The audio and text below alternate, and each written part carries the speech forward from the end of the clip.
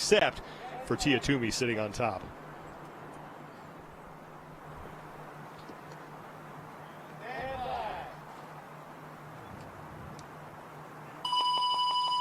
Event 9 at 12 underway, and we start with that first run. Happy Star is presented by Go Ruck.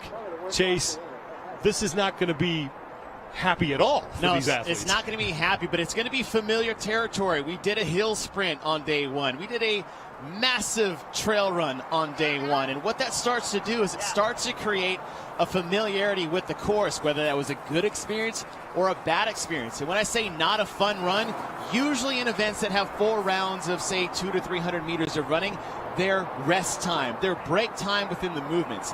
This specific event, these runs matter maybe more than the actual movements itself in this event. So it's a very unique test here at the ranch. Haley Adams slipping a little bit on her way down. They have to return back to their lane, so that's when we'll know who is in the lead. And Brooke Wells is going to get there first, and she will get to work on her burpees. 5 burpees over the beam here. Another little wrinkle in an event. We've seen burpees over a bar. We've seen burpees over a wall. We have yet to ever see burpees over a bar. It's a different height than we've seen and a different way to get over. Brooke Wells first in the barbell. 5 thrusters now at 95 pounds. Now the trick here early is you got to make some choices. Do I send the run or do I push the pace in the lowest rep scheme at the lightest weight? Wells is done, moves her barbell, and now she's off on run number 2. Haley Adams is done as well, as is Tia Toomey. The two of them moving their barbells, and they will take off after Brooke Wells. Wells 5th place overall, 305 points back of Tia Toomey, but only 60 points back of Catherine Davis-Daughter for 2nd place. Now this second run might be the longest of the runs we have. Again, it's been a very varying distance between 200 to 300 meters. You always throw a nice ish at the end of runs and swims at the CrossFit Games, but this gets steep and it gets nasty. You can see they're hopping over little ravines. They're running through pockets of grass and dirt. So that second run is really going to set the tone for the rest of this event, I think. Brooke Wells making her way back down. Let's go back to Nikki Brazier at the ranch. You guys, I caught up with Danielle Brandon, who's on the demo team, who did this workout just a little bit ago. And what she said was there's not enough time if you fall behind on the runs to catch up on the burpees and thrusters. To her, these thruster weights are not going to be heavy at all for these ladies. So if they accidentally kind of take it slower on those runs, not sure what those hills are going to do to them, rather than attack them, they won't have enough time to catch up down here in point 1. Round 2 here, 7 burpees over the beam and then 7 thrusters now at 105 pounds for the women. Brooke Wells was your leader after the first round, and now Brooke Wells on the right side of your screen, first woman to the 105-pound barbell, 7 reps now.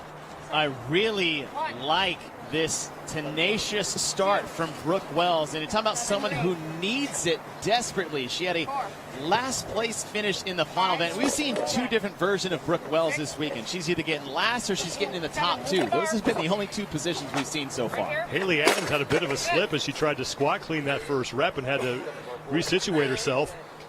And now Brooke Wells is off on run number 3. Tia Toomey is in 2nd place in this event. And Brooke Wells looking to vault her way up the leaderboard. Again, with the point differences between the placements, you can easily make up a 60-point deficit in one event. Now it's going to be hard for Brooke. It doesn't seem like much, but the way this is set up is that your first 2 hills are far left and about midpoint of the competition floor, where Brooke Wells is in lane number 1. She had the easiest access to that. As the runs get further and further away, those are some meters that matter. If you look at the distance between her and Tia Toomey, she's going to lose that advantage once you get to the 3rd and 4th run. Wells continues to lead Tia Toomey. Carrie Pierce sits in 3rd, followed by Davis-Daughter and Haley Adams. There are 69 scored repetitions in this event. The run will count for 1 each. Davis-Daughter is being credited as being through 27 of those 69 reps. And now Brooke Wells, though, is your leader. She is back for her 9 burpees over the beam. At the 36 rep mark, she'll move on to the thrusters. 9 reps at 110 pounds. Remember, crossing the finish line does count as a rep. So Brooke Wells through 31 and counting now of the 69 total scored repetitions. Now, for an athlete like Brooke Wells, in the day or the weekend that she's had so far, as a coach, you just tell her to go.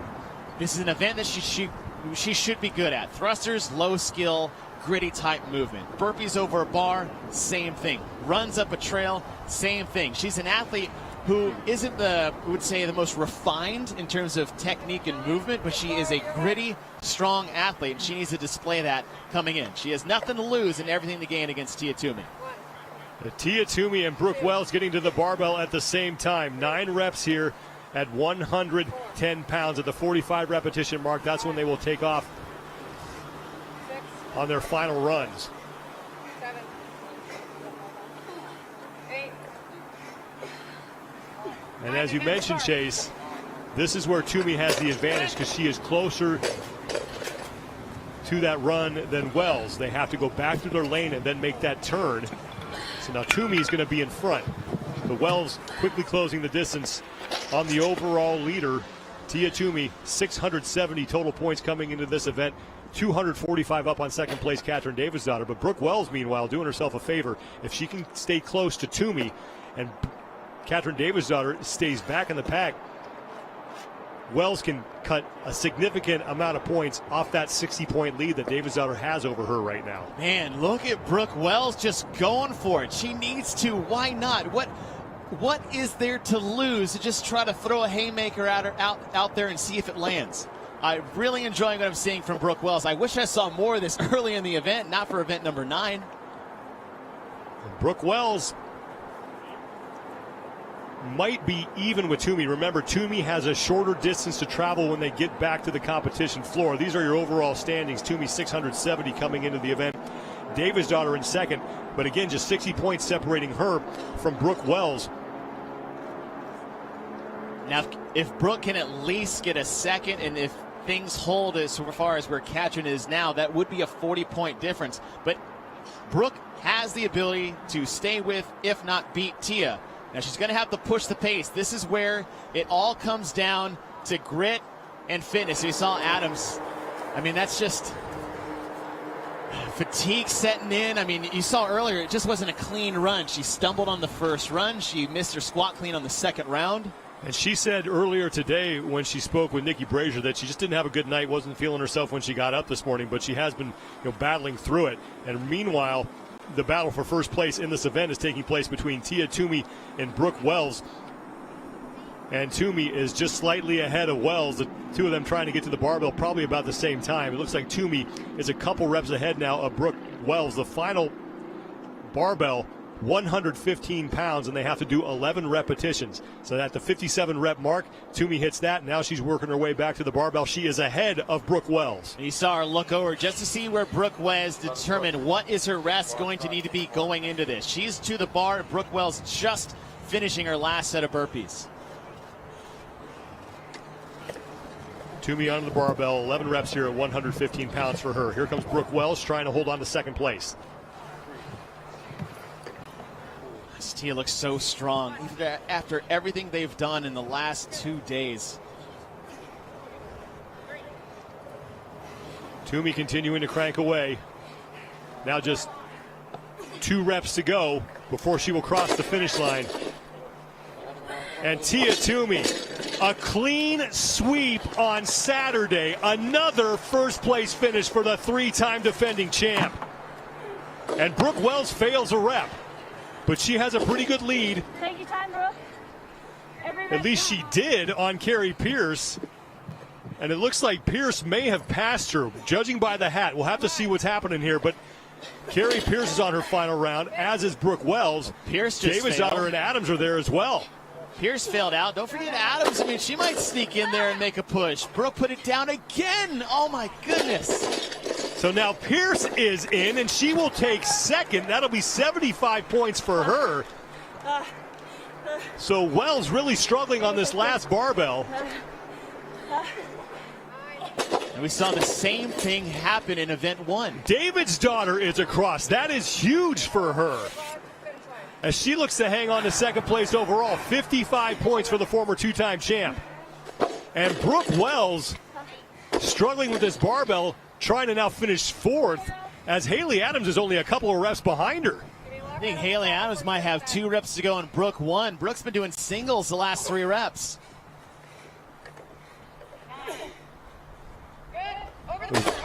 Wells is done, and she's going to cross the finish line, so she'll take 4th. So Brooke Wells was looking to really cut into Catherine Davis-Daughter's lead, and now will find herself trailing Davis-Daughter by even more. Now, part of that, too, is the way she started. She was very aggressive. We said why not? Doesn't have to pay off, but it might pay off. And these are the gambles you need to take when you're in 5th place. But Tia Toomey goes 4 for 4 on Saturday, wins every single event, and has now won 7 of the 9 total events, and there are 3 remaining, and you wonder if she's going to be able to keep the winning streak alive on the final day.